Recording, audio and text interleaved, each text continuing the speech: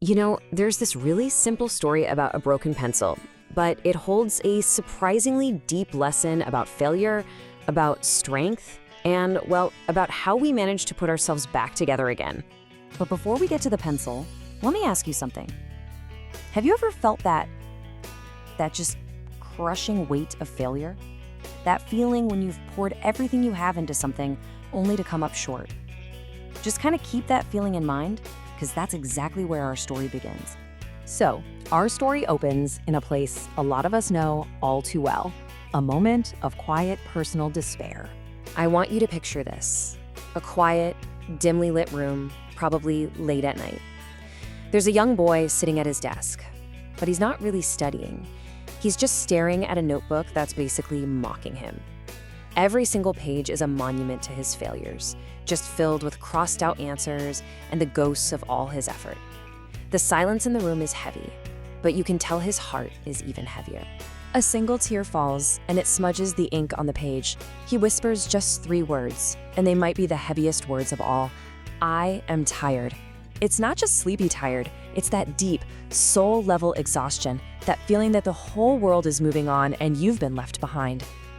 But right there, in that moment of absolute defeat, a gentle presence enters the room, and she brings with her a lesson that is going to change everything. See, his mother has been standing at the door just watching. She doesn't need to ask what's wrong. A mother's heart just knows. It recognizes that silent pain of her child.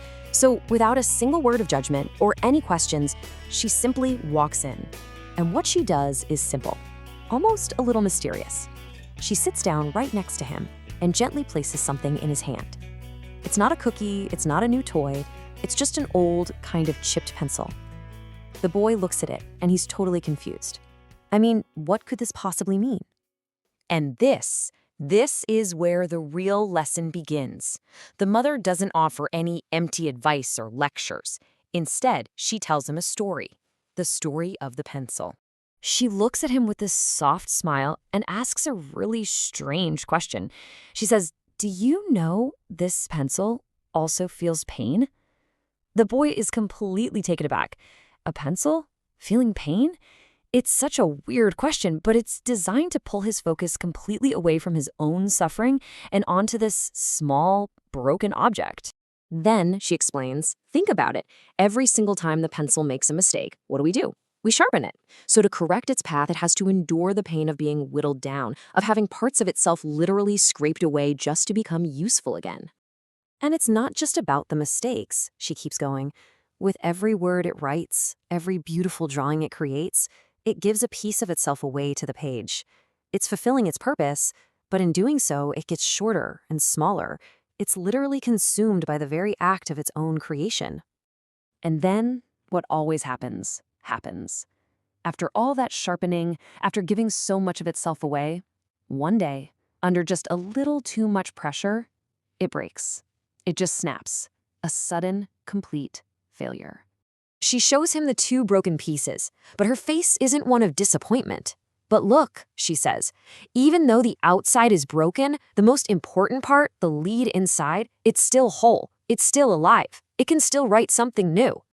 And with that really powerful image, the mother starts to connect the pencil story directly to her son's life, turning this simple object into this profound metaphor. She looks him right in the eyes. Her voice is just full of love and wisdom, and she says, "Son, life is going to do the same to you. It's going to test you, it's going to sharpen you through challenges, and sometimes, yes, it will break you." And right then, the metaphor becomes crystal clear, right? The pain of the pencil being sharpened, that's just like the setbacks and challenges we face. The pencil's purpose is to write. Our purpose is to learn and grow from everything we go through. And most importantly, that unbreakable lead inside the wood, well, that's our inner character. That's our resilience. That's the core of who we are. And then she delivers the most transformative message of all. When you feel broken, she tells him, it doesn't mean you are useless. It is proof. It's proof that you're trying, that you're learning, and that with every single painful experience, you are actually becoming stronger.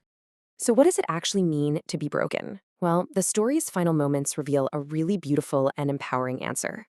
Hearing his mother's words, you can just see something shift inside the boy.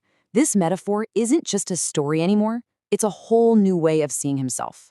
And the shattered pieces of his own heart, they begin to mend. He finally gets it. Failure wasn't the end of his story, it was just a chapter.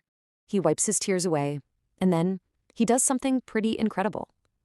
He picks up the very pencil that taught him this lesson, the broken one, and he starts to write again. But this time, his hand isn't guided by fear or despair. It's guided by hope. This story leaves us with this really profound realization, a total reframing of what it means to fail. Breaking isn't the end. It's actually the most beautiful sign of being human. It's the mark of someone who's engaged in that messy, painful, but wonderful process of learning and growing and becoming a stronger, more resilient person. And so, that leaves all of us with one final question to carry with us. Look back at your own challenges, your own failures, your own moments of feeling broken. What is your broken pencil trying to teach you right now?